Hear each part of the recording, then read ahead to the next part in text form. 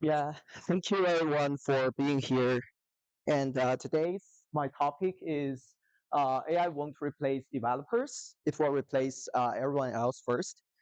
So I know this topic sounds really bold, but this is not theoretical. It's actually a real story about how I turn myself to find a better way.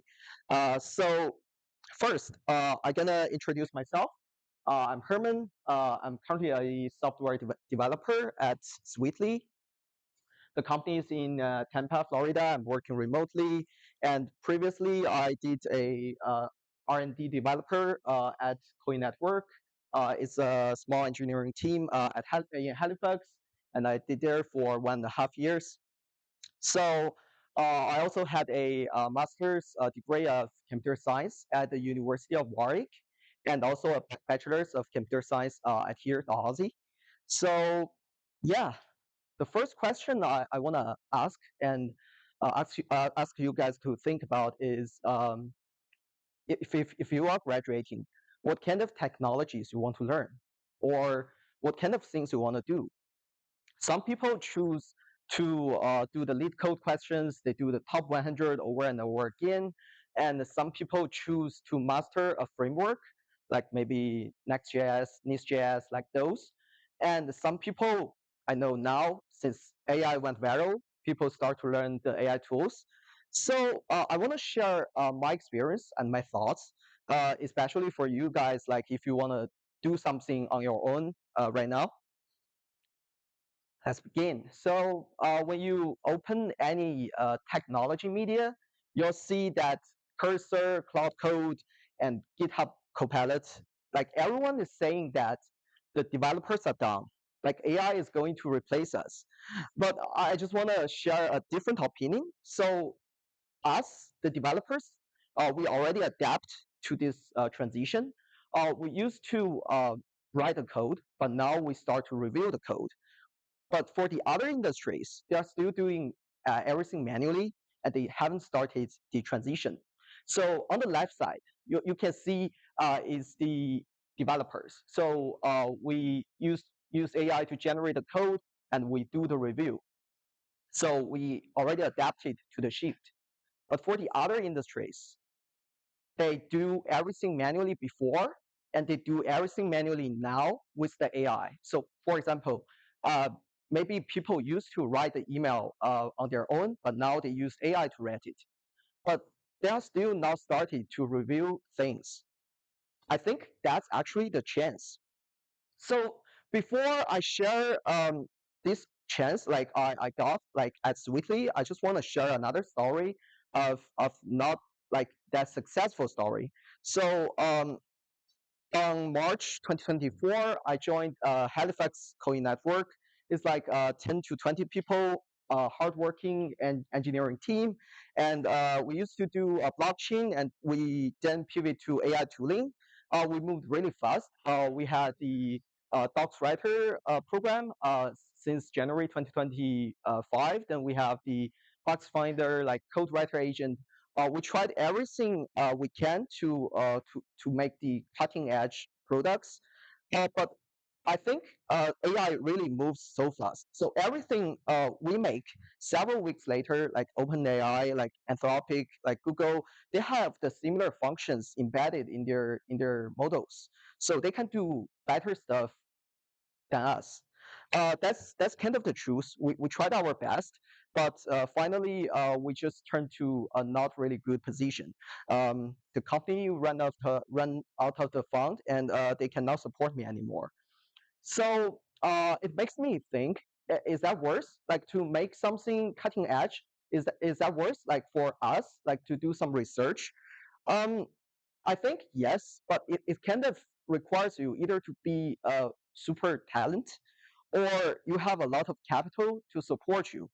So for me, a very normal, average, hardworking engineer, I think I kind of need to find another way.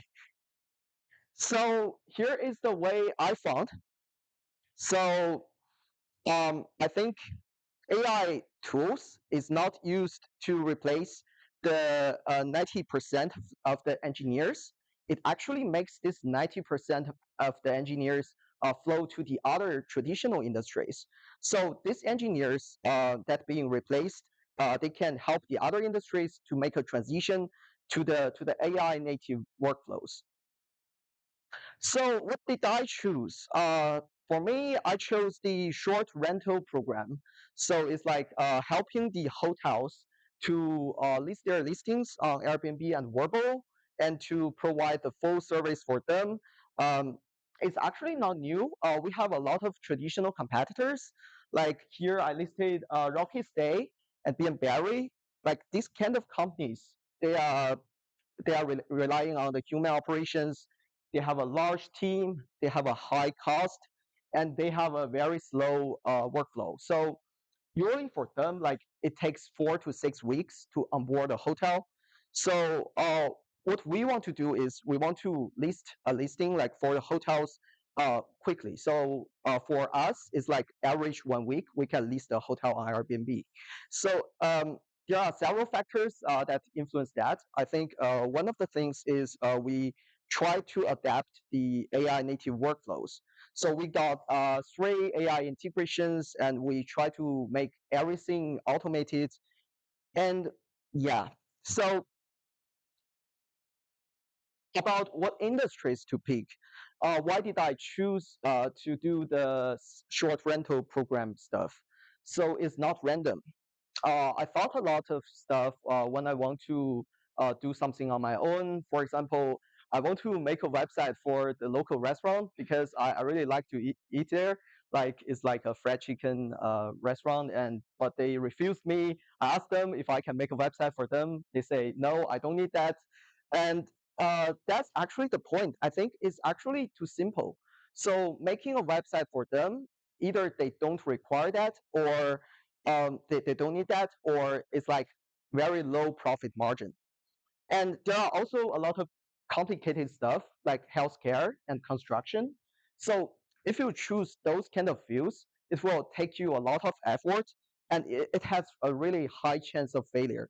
So I was thinking to choose something in between, like something you can't understand it, you can't do it in a very short time, but it doesn't also cost you years like to do it. So I think short rental stuff management is like that. Is it has a complex workflow so far, and but we can learn. The traditional players they just kind of left behind, and AI can increase the efficiencies, and we still have a good profit margin. So yeah, what Sweetly does, so we sell the vacant rooms for the hotels, mainly for the United States, the hotel in the United States and in Barbados. And we sell these rooms opaquely on Airbnb. We don't mention their hotel names. Like, for example, if that's a Hilton hotel, we don't tell the customers that's a Hilton hotel. We just list them with the photos, pictures. And currently, we have direct connections with 3 major brands like Wyndham, Best Western, and JL Properties. So we'll have JL Properties soon in April. And we have currently like 200 plus hotel partners, and we made so far 1 million plus revenue. And yeah, we also got some individual hotel partners besides those brands. Like these hotels, their big brand, like their brand does not allow them to partner with us, but they can do it. I mean, they do not allow the hotels to list on Airbnb, but they can partner with us individually. So yeah, that's how it works. And I was thinking like if you guys have any opinion, like if you think anything in Atlantic can change, can make a we can make a disrupt. Any ideas? No? Yes? Okay. So far we have like the 1 million plus revenue, 200 partners. We have the integrations, and we participated in the New York University's Leslie Lab for fundraising, and we will have the launchpad expected this June. I'll just briefly introduce the tech. Actually, I think the tech is not actually the core stuff. In my experience, I think most of us can do the tech properly. But I just want to briefly introduce it so you guys can have like a brief idea what we are currently using. So to facilitate the development, we have used multiple cloud skills. We mainly use cloud code to develop. We have some skills called like impeccable. This one is the one that we use to improve our UI and UX.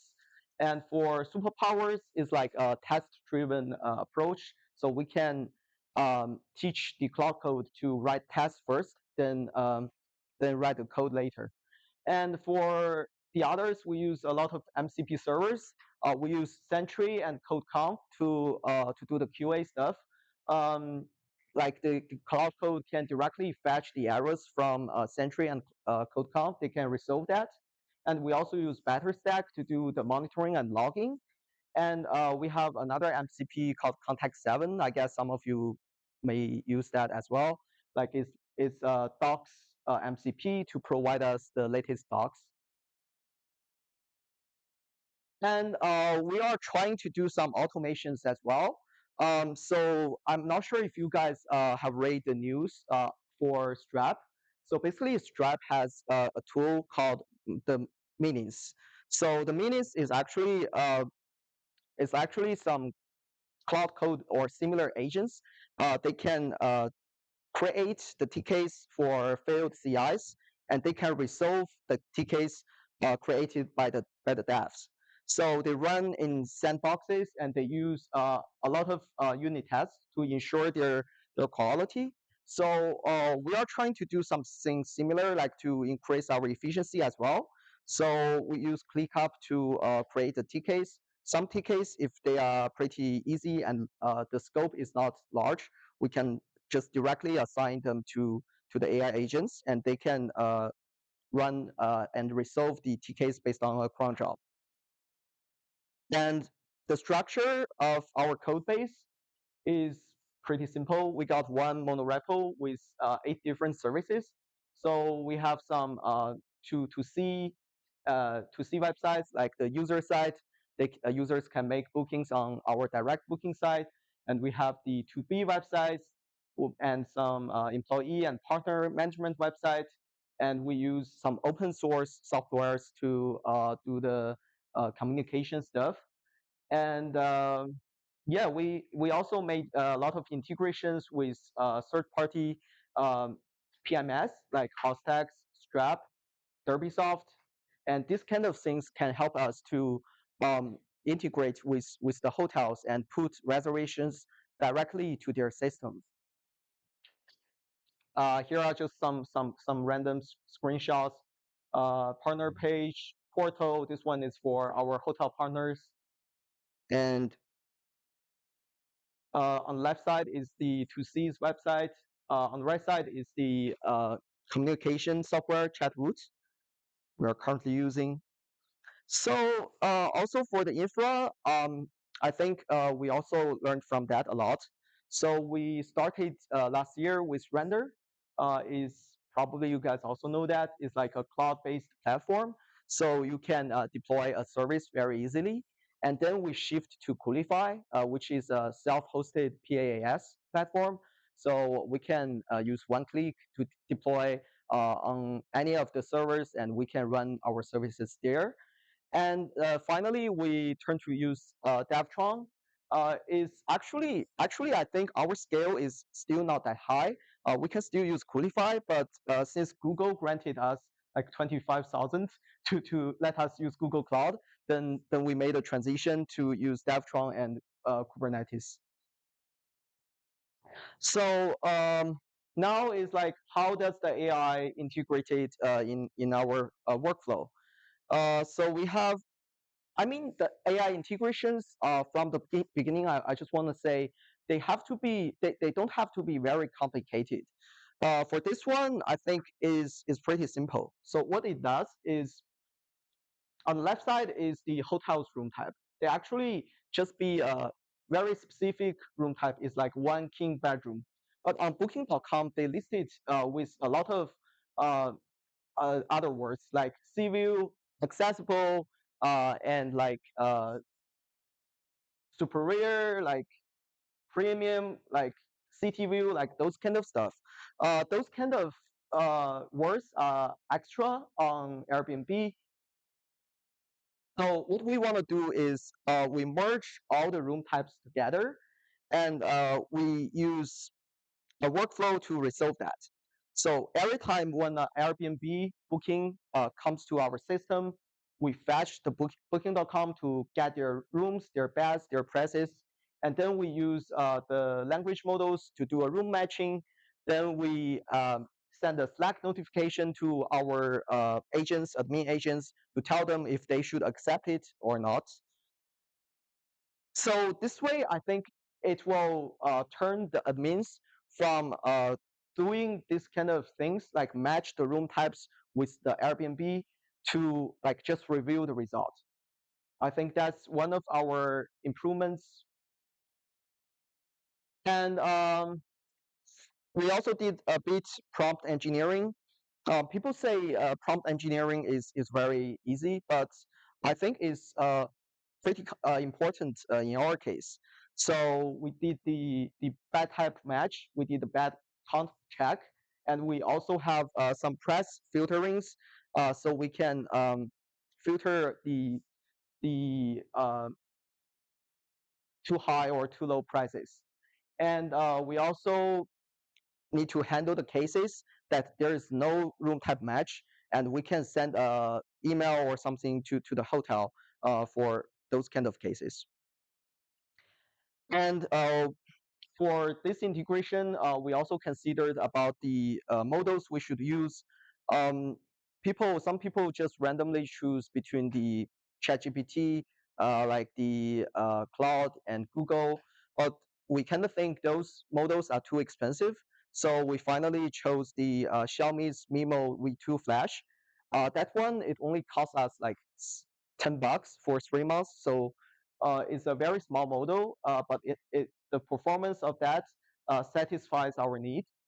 And we also considered which framework we should use. So people would think, okay, I'm gonna choose Langchain because that's very popular. A lot of people use that. But for us, Langchain I think is kind of overcomplicated. So we finally just use the fetch calls like to do this kind of work. And there is another AI integration that I think worth to mention. In the hotels, there's a position called revenue manager.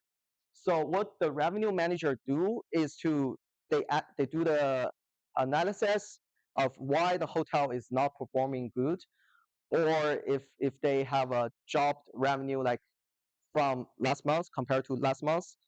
And we basically, as a full service company, we want our hotel partners to be success, but we don't have that much fund to do the analysis. So what we did is we created another AI agent.